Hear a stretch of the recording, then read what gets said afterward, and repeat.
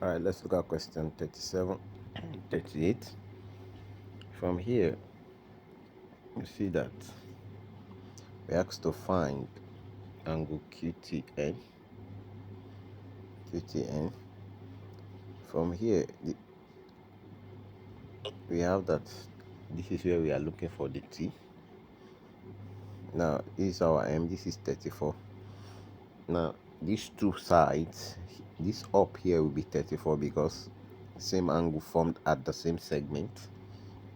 The angle formed from the arc in the same segment are equal, and that's a triangle. This is QTN, triangle QTN, and sum of angle in a triangle is 180 degrees. So for us to get the angle at into 180 degree minus the addition of these two, 34 plus 28 degrees, so that's 180 minus 62 degrees.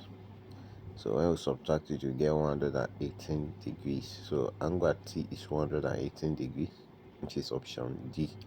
Now here we say find angle MPN. Now MPN, this side, this is an angle here.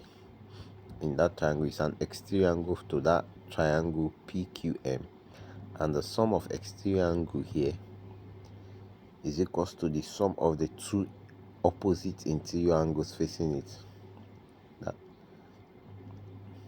So we have the exterior angle is equals to the sum of two opposite interior angles facing it. So the two opposite interior angles are 28 and 34. So we have that angle MPN is equals to 38. 28 plus 34, which is 62 degrees. Option A.